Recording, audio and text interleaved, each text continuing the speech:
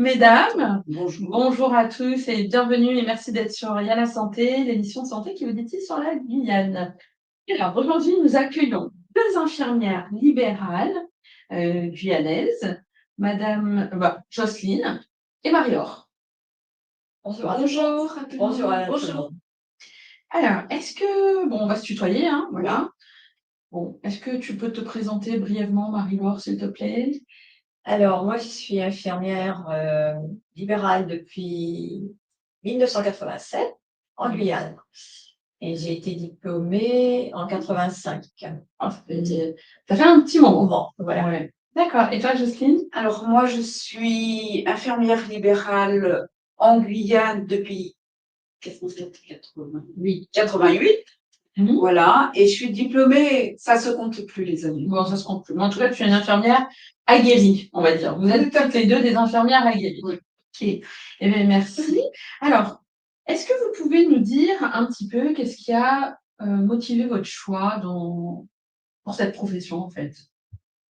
La profession d'infirmière? Oui. Et puis, comment vous êtes retrouvée aussi un jour à être infirmière libérale?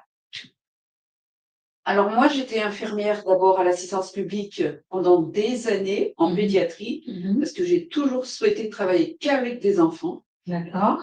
Malheureusement, j'ai vu tellement de choses qui me faisaient mal au cœur de les voir partir. J'ai voulu changer. Et il faut savoir que je suis d'origine guyanaise, mais élevée en métropole. D'accord. Donc, je voulais revenir connaître mes origines. Donc, j'ai dû chercher un travail. J'ai commencé par la clinique Véronique à l'époque. Puis, j'ai tenté ma chance à l'avenue d'Estrée, l'hôpital, toujours en pédiatrie. Et puis après, je souhaitais un poste en titulaire et ça n'arrivait pas. Donc, je me suis installée en libéral. D'accord, donc ça fait un petit moment quand même, voilà. Et donc tu t'es allé tu t'es formée en France finalement et tu es revenue en Guyane pour retrouver tes racines. Tout à fait, c'est exactement ça. D'accord. Et toi, Marie-Laure? Alors, moi, je suis originaire de Sud-Bretagne. Je vivais à la campagne. Et enfant, je jouais toujours à l'infirmière. D'accord. Voilà, donc moi, c'était une évidence que je voulais être dans la santé. Je me suis toujours intéressée au revue de la santé. J'adorais aller dans les cliniques, sentir les terres de l'origine autrefois. Avant, ça sentait les voir les terres. chariot et tout ça. Donc, j'idéalisais un petit peu sans doute la profession. Bon, mais j'ai toujours voulu, la santé m'a toujours intéressée. D'accord. Et donc, j'ai pas réussi à rentrer à Saint-Nazaire. C'était compliqué à l'époque, il n'y avait pas beaucoup de place. Donc, je suis montée à Paris. Et donc, j'ai été vite recrutée à l'AP. Donc, j'ai fait mes études à l'assistance publique de Paris. D'accord. Mais il est hors de question que je reste à Paris. J'ai travaillé qu'une année pour un peu d'argent. Et après, j'avais de la famille ici en Guyane et je me suis dit, bon, ben, j'ai envie de voyager. Donc, je suis venue en Guyane. Je suis venue pour quelques mois. Je fais des petits remplacements, tout ça. Et je suis restée. Parce que, moi, j'aime bien la chaleur, j'aimais bien l'ambiance. Donc en fait, voilà, donc tu avais de la famille, tu es venue, tu t'es dit quelques temps, puis finalement tu es resté, tu es tombé dans le bouillon, on va dire. Voilà. Et donc j'ai travaillé en clinique, mais la clinique à l'époque, bon, j'arrivais pas à rentrer à l'hôpital. La clinique, on n'avait pas les 40% de vie chère et tout. C'était compliqué, donc j'ai dû faire 1 an et demi en clinique. Et après, je me suis lancée en libéral. Et c'est une chose que je voulais faire, mais peut-être pas aussi rapidement. Je voulais avoir un peu plus d'expérience. Mais là, bon, c'était ça où je quitte la Guyane, parce que financièrement, c'était trop compliqué. Donc, je me suis installée en libéral. Après, j'ai rencontré Jocelyne, 6 mois après, à la clinique, au remplacement. Et puis après, on a remplacé une collègue à tour de rôle. Et donc, on a monté après un cabinet ensemble. D'abord, on s'est fait nos remplacements mutuels. Enfin, on s'est épaulés. On était très peu renseignés. Donc, à l'époque, il n'y avait pas d'Internet, pas tout ça. Et donc, la sécurité sociale ne donnait pas beaucoup de renseignements. Et à un moment donné, on est parti à des congrès infirmiers. D'accord. Et d'abord, on a commencé par les congrès de l'Angile, le service de comptabilité. Et là, on a rencontré les syndicats et tout. Et puis, il n'y avait rien ici, donc il y avait tout à faire. Moi, quand je me suis installée, j'étais la 14e infirmière inscrite.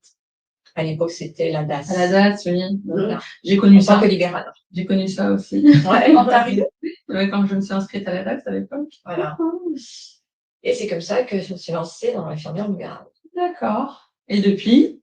Je suis restée parce qu'on a une certaine liberté. Puis à l'époque, il y avait tout à construire. Les gens ne connaissaient même pas les gens ne connaissaient pas le métier. D'accord. Ouais, Même les médecins, tout ça. Il y avait. Et puis bon, on travaille quelquefois dans des mauvaises conditions aussi. Alors des fois, souvent, déjà, les gens n'avaient pas d'aide maintenant comme Il n'y avait pas de lit les médicalisé. médicalisés, toutes ces aides. Ouais. l'APA et tout ça. Et donc, il y avait des gens qui n'avaient pas les moyens d'acheter des couches et tout. Donc, on faisait des gros soins à l'époque. Il n'y avait pas d'eau courante. Chez certains. Ouais, parce que moi, je sais que Il n'y a pas de lumière, des fois, à la bougie. Je sais qu'il y avait certains, on remplissait les seaux d'eau. Voilà, Si vous voulez de l'eau chaude, il fallait chauffer l'eau. Puis à la gamelle, on faisait la douche. Dans la cour. J'en ai fait quelques-unes comme ça aussi. Dans les grandes bassines. Les gens étaient très gentils et étaient en connaissance. Enfin, c'était une autre époque. C'était totalement différent. Les gens étaient heureux de nous voir arriver, et puis et très très reconnaissants. Franchement, ils étaient livrés à eux-mêmes avant qu'on arrive sur le marché. Et vraiment, pour eux, on a changé leur vie, quoi. D'accord. Ouais. Et là, vous en parlez avec beaucoup de... On sent qu'il y a quand même... c'est poignant, vous êtes touchés. Et donc, vous dites avant. Donc, ça veut dire qu'il y a un maintenant. Alors, comment est-ce que, justement, pour vous, la profession elle a évolué, justement? Mais maintenant, il y a beaucoup, beaucoup moins de reconnaissance et de l'administratif et du soignant, du patient. Je veux dire des institutions, quand tu dis des institutions. C'est compliqué. D'abord, il faut reconnaître que je pense que c'est depuis vraiment 2009 qu'on n'a pas eu d'augmentation de notre FFP. Il y a juste certains soins qui ont été augmentés. Soins, mais on a eu quoi, 10 centimes pour le déplacement par patient? Non, 15, non? Je sais plus. Le déplacement, c'est 2,75. 15 centimes. 15 centimes. Bon, depuis que j'exerce, pratiquement. Donc, c'est ridicule. Alors, c'est une question que moi, j'ai posée. Et en fait, donc, moi aussi, je suis infirmière libérale. Et en fait, on m'a dit, oui, mais le problème, c'est que la Sécu compte en enveloppe. C'est ça. Donc, mais nous, on est toujours les derniers dans l'enveloppe. Et comme c'est des enveloppes, donc il y a tant, donc à diviser sur tous les actes, entre guillemets, infirmiers. Donc, ça veut dire que l'augmentation, comme tu dis, toi, c'est 15 centimes. Bon, c'est pas... Le carburant, ça paye pas l'augmentation. Augmenter beaucoup plus que ça. Oui, voilà. Et toi, comment tu le vis? Parce que finalement, tu es encore là, tu es encore en exercice. Alors, moi, j'ai le bel pied. J'ai plus d'enfants à charge, je suis installée et je travaille 2 fois moins. Ouais, aussi, ouais. Et puis, j'ai pris des malades. Je prends plus les malades lourds. D'abord, on a moins la santé pour ça. Et puis, j'ai plus envie. J'ai plus envie de me lever à 4h30, 5h du matin pour aller travailler. Donc, maintenant, je commence à 6h, 6h15. Et je prends plus de patients lourds. Et puis, je prends des patients qui sont gentils aussi. Je vais pas... Si un patient il commence à me crier dessus, je dis il y a d'autres infirmiers, je lui donne une liste d'infirmiers et puis c'est tout. Je veux plus me décarcasser parce qu'il n'y a pas de reconnaissance. Et ça, tu ne le voyais pas, enfin, en tout cas, toutes les deux, tout ça, vous ne le connaissiez pas il y a quelques années, ça n'existait pas. On n'aurait pas eu de cas. On n'a jamais eu, moi, personnellement, j'ai jamais eu de cas comme ça. Il y a des années quand on a débuté. Et c'est vrai, je rejoins Marie-Laure, il n'y a aucune reconnaissance de notre profession aujourd'hui auprès des malades. Bon, parfois, ça peut être des propos très violents qu'on reçoit. Et puis, ils exigent tellement de nous. Il faut toujours en faire plus et encore plus et encore plus pour eux. Et ça devient épuisant et décourageant. On n'a plus le plaisir de donner. Parce que pour eux, tout est devenu un dû. Je ne parle pas de tout le monde, je ne mets pas tout le monde dans le même sac, mais certaines personnes, c'est devenu comme ça. Et on n'a plus ce plaisir à partager, à venir auprès d'eux.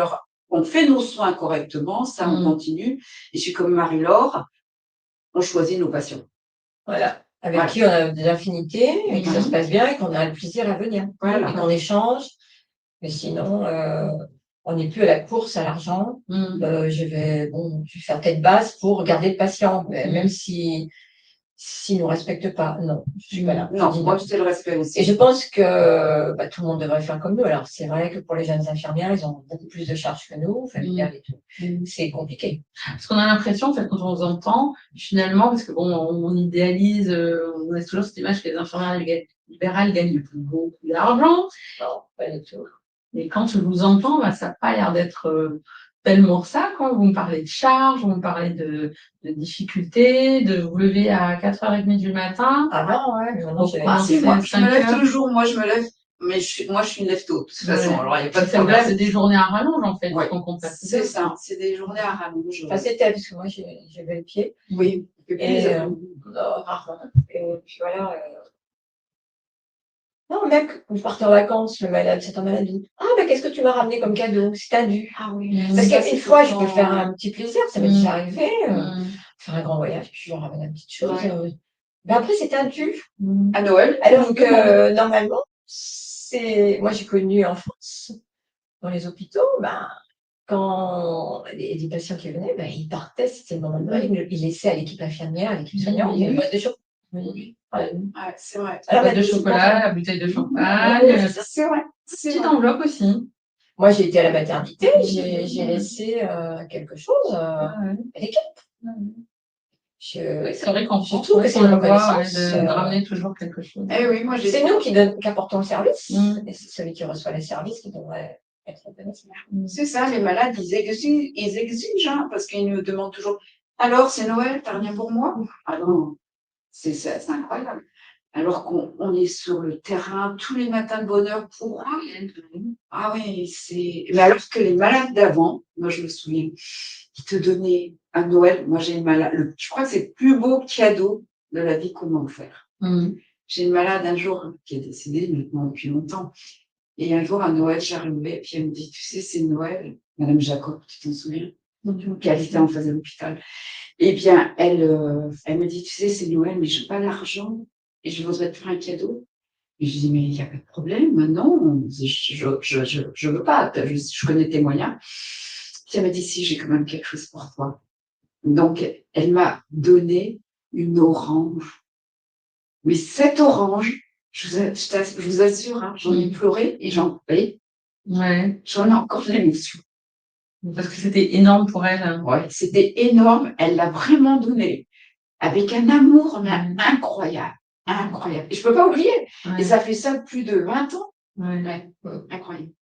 Mais chez les personnes âgées, ils donnaient des oranges, même en France, Oui, des mandarines et tout comme ça. Ça nous fait Parce que c'était quelque chose qui venait du Sud, donc pour eux, ça avait. C'était extraordinaire. Voilà, Aujourd'hui, on va au supermarché, on en trouve, mais c'est vrai que oui. c'était pas quelque à chose l'époque, il y c'était a pas si 30 commun. ans, il y a 40 ans. Et c'est vraiment, c'était ce qu'ils pouvaient. Ils donnaient vraiment ce qu'ils pouvaient. Voilà. Aujourd'hui, c'est l'inverse. C'est Noël. Et qu'est-ce qui fait alors ce basculement en fait pourquoi ça a évolué comme ça en fait? Qu'est-ce qui s'est passé selon vous?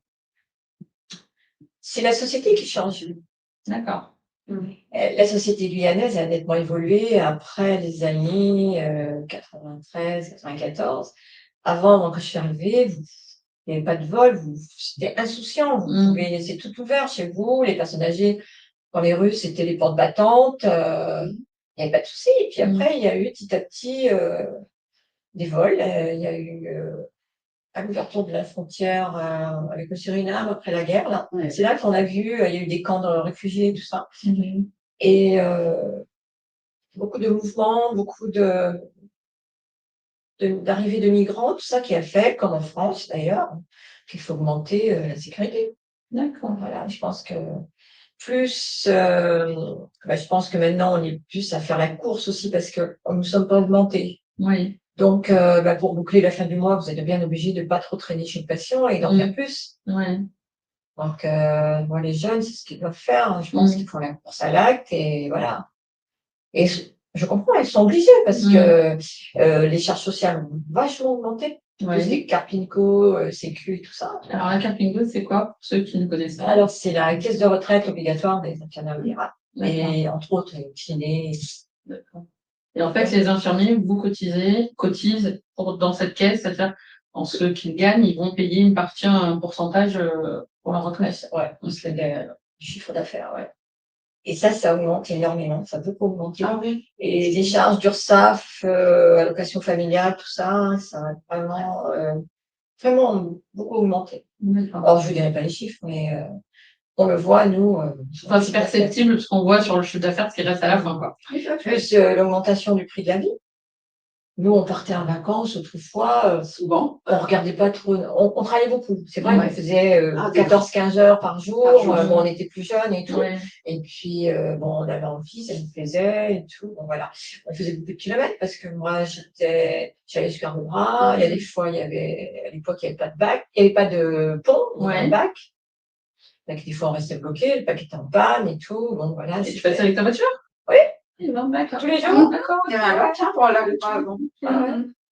Et ouais, bon, voilà, c'était la course, hein, quand il y a eu des pannes et tout, mais bon, ça allait, on était plus jeunes aussi.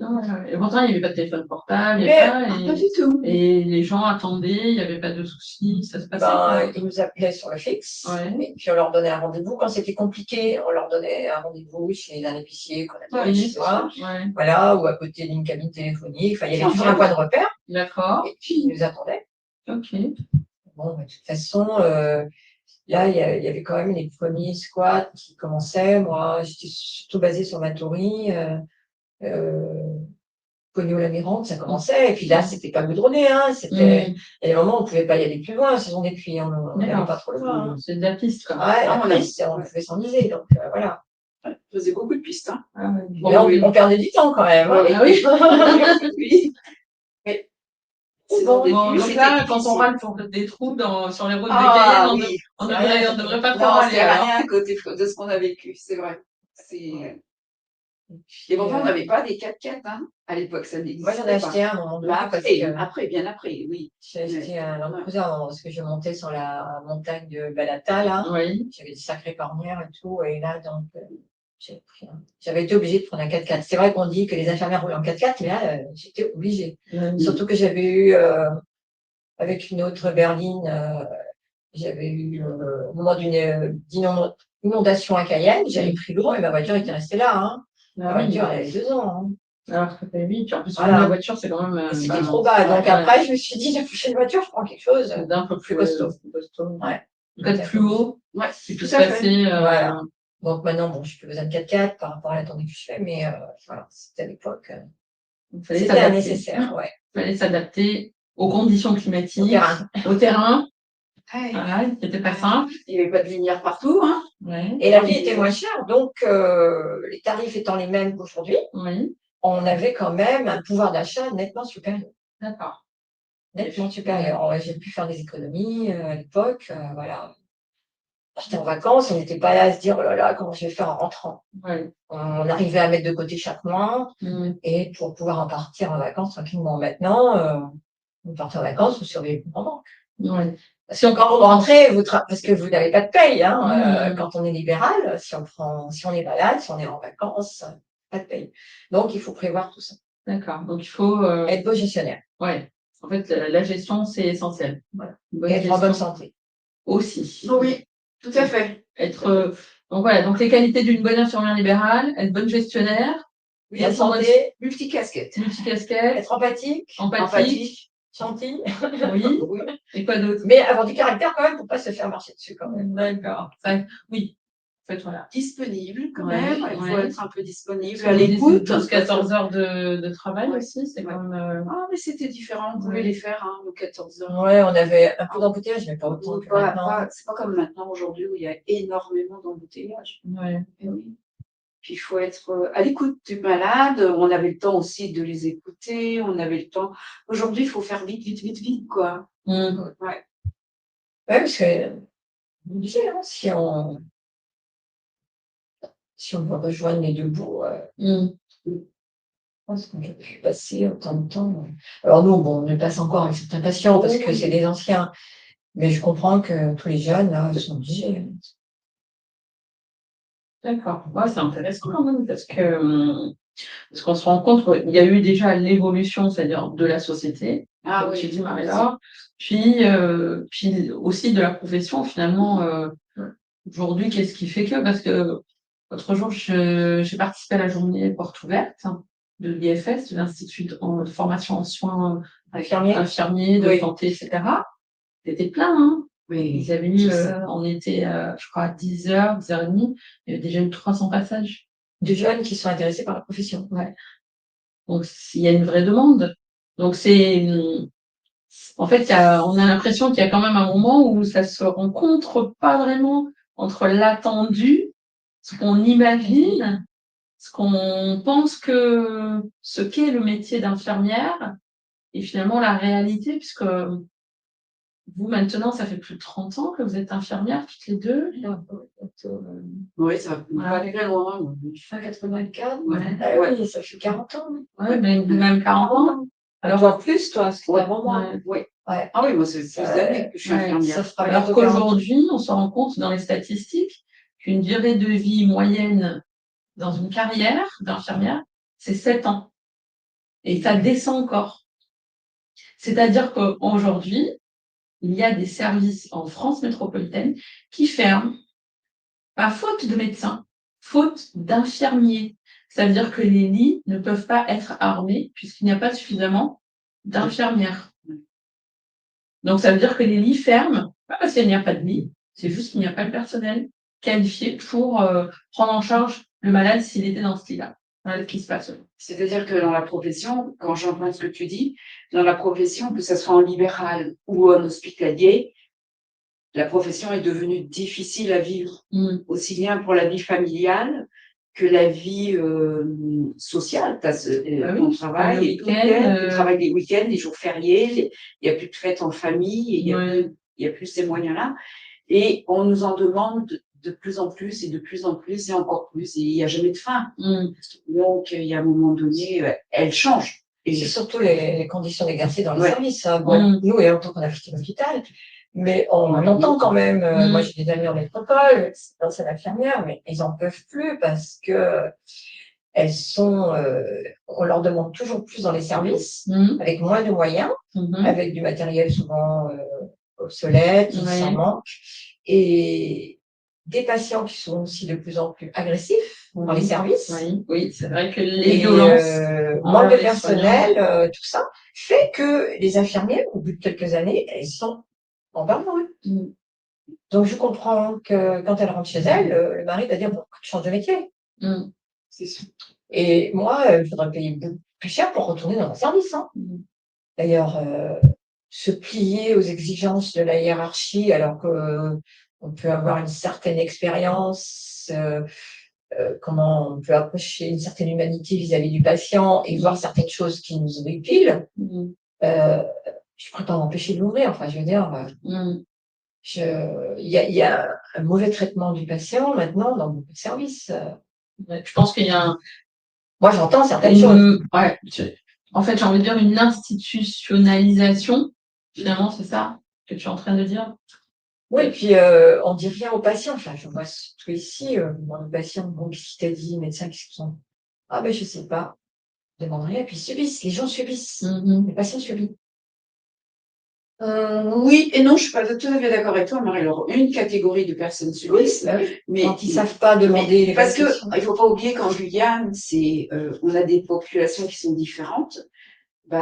Malheureusement, il y en a qui savent lire, il y en a qui savent pas lire, il y en a qui ont peur du médecin parce que le médecin, c'est le dieu. Pour eux, quoi que ça a beaucoup changé ces derniers temps, parce que là, on remet sans arrêt en question le médecin. Moi, je vois des patients qui vont voir un médecin, puis un autre pour être sûr, ou qui me demandent. Il y a certaines personnes qui sont attachées à un médecin et qui écoutent. Oui, mais c'est normal. C'est encore un petit peu normal, mais de plus en plus, moi, j'entends des patients, ah, mais lui, il m'a dit ça, je vais voir un autre médecin. Ou qui me demande à moi, quel est ton avis? Mais moi, je ne veux pas remettre en question le diagnostic du médecin. C'est pas notre rôle. C'est pas mon rôle, voilà, clairement. Et c'est ça aussi. Parce que les gens me disent, oui, mais moi, je regardais sur Internet. J'ai vérifié sur Internet. Beaucoup, ils regardent sur Internet. Alors, je dis, oui, bah, dans ce cas-là, et puis, même nous, ça nous arrive des fois de leur dire des choses, puis ils nous disent, mais non, j'ai vérifié sur Internet, c'est pas ça. C'est ça. Et puis ce médicament-là, je ne le prends pas, parce que j'ai vérifié sur Internet, il y a trop d'effets secondaires. Aussi. Ça, c'est souvent, par contre. oui. Ou alors, bon, sans internet, mais juste le petit papier qui est dans la posologie qui est dans la boîte, hein. Moi, j'ai une patiente, le médecin est passé, donc elle se plaignait de douleur, il lui a prescrit un traitement. Sur les 3 comprimés, elle n'en prend qu'un seul. C'est souvent. C'est très courant. Voilà, et c'est une négociation permanente pour la prise du traitement. Et les médicaments qui ont été achetés, payés, Oui, vont à la poubelle. ils vont pas à la poubelle. Mais c'est-à-dire que Souvent. moi, Parce que, ce que je trouve fatigant pour moi, c'est cette négociation permanente. Comme tu dis, en fait, en termes de temps, donc on passe du temps à négocier la prise du traitement. Le matin, on recommence le soir. Enfin, en tout cas, moi, voilà, c'est... Bon, heureusement pas tous mes patients, mais voilà. Mais là, j'avoue que l'autre jour, j'étais, comme tu dis, un petit peu découragée parce qu'on se dit, tous les jours, on est On les comprend en même temps. Il y a tellement d'effets secondaires, mais on les comprend aussi. On a de l'empathie par rapport à ça aussi. Alors, il y a... Je parle des gros traitements. Oui, hein, mais après, je peux l'entendre aussi. Mais en fait, c'est ce que je dis, rien n'est simple. Je veux dire, on est bien d'accord que n'importe quoi, en fait, on peut tous les médicaments, il n'y a aucun médicament qui n'a pas d'effet secondaire, mais c'est être en discussion permanente. Et c'est-à-dire de même pas dire on essaye, puisque l'infirmière, elle est quand même là pour surveiller s'il y a des effets secondaires. Et c'est notre rôle aussi, en tant qu'infirmière, de dire, ben là, le traitement est peut-être pas adapté. Et voilà, c'est aussi notre rôle de dire, bon, voilà, la suite, Après, l'appeler, le traitement ne soulage pas la personne, qu'est-ce qu'on fait, on passe à autre chose, ou finalement il y a apparition d'un effet secondaire, en tout cas indésirable. Mais alors que là, on est vraiment, il s'est encore rien passé, la personne a mal, et puis on est dans la négociation, matin et soir. Donc, ouais, effectivement, il y a un changement de... Mais autrefois, il y avait ça aussi un peu, hein. Mais pas autant que maintenant, pas autant. Moi, j'ai même eu l'occasion, le malade, il va chez le médecin, il va à la pharmacie, prend son traitement, il l'achète, enfin, il le récupère, et puis il le revend. Ah bon? Ah bah oui.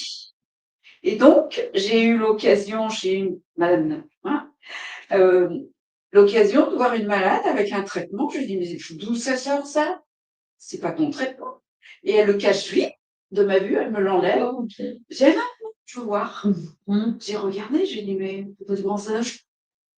Tu sais pourquoi tu prends ça? Elle me dit, ben non. Ben, qui te l'a donné? Ben, je l'ai acheté. Et il y a un trafic, il faut le savoir. Il y a un trafic de médicaments. D'accord.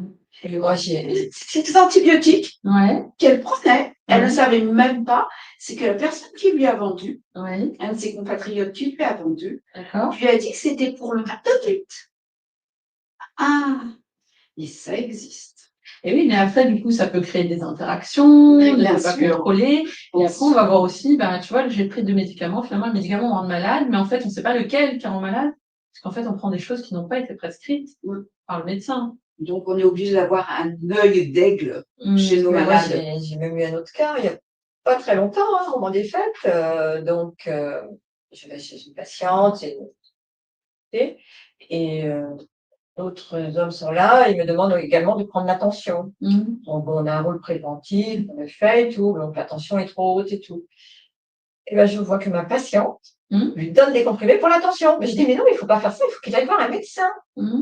Et je dis, mais ça ne marche pas comme ça, ce traitement, il est adapté pour ça, mais peut-être pas pour lui. Je dis, il ne faut pas faire ça. Mais elle n'a rien voulu savoir, elle lui a dit, mais non, ça va. Donc, finalement, les infirmières, au final, ben, là, il y a quand même tout un rôle, finalement, de pédagogie.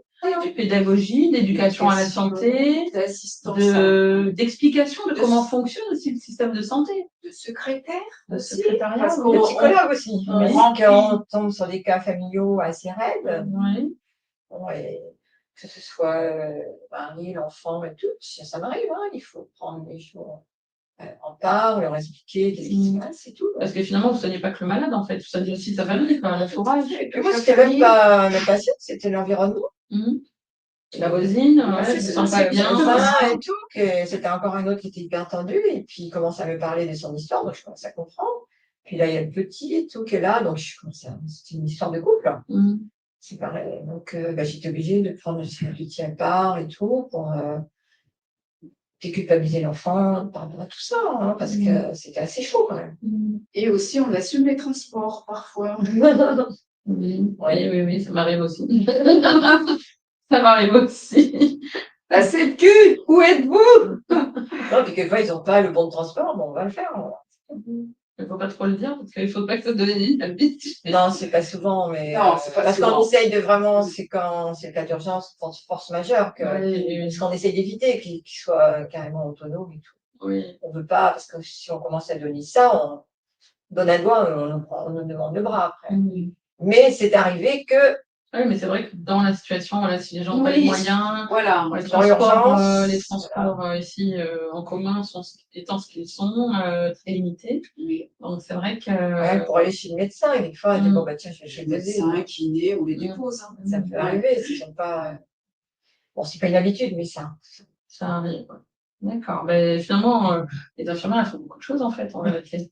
Tout à fait. Ouais, femme à tout faire. Bon, multitâche, c'est vrai. Et ma question, alors bon, moi, c'est une question que je me pose et je me disais, mais est-ce que justement, comme c'est une profession qui est quand même à plus de 80% féminine, est-ce que c'est pas aussi ça qui fait que on soit aussi peu payé, revalorisé? Voilà, c'est ma question du jour. Alors, je pense que au niveau des institutions, on n'est pas assez représenté en tant que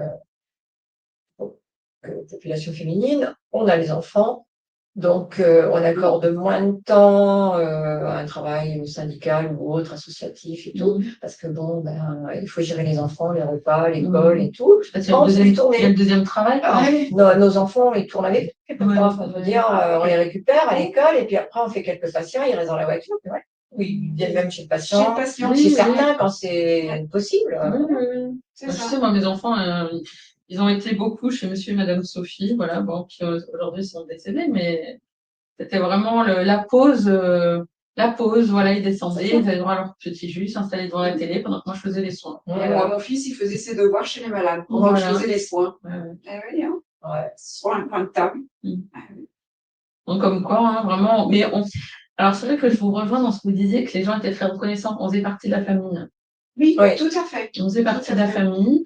Et tu parlais de la dame qui t'avait offert une orange. Moi, jusqu'à présent, j'ai un plat pour céramique, donc avec un couvert qui m'avait été offert.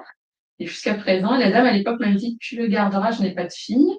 Mais quand je serai morte, au moins, il te restera ça comme souvenir. Voilà. Et c'est vrai que quand elle me voyait partir, elle savait. Donc le matin, je disais, on fait le taxi, je la dépose au marché à Cayenne.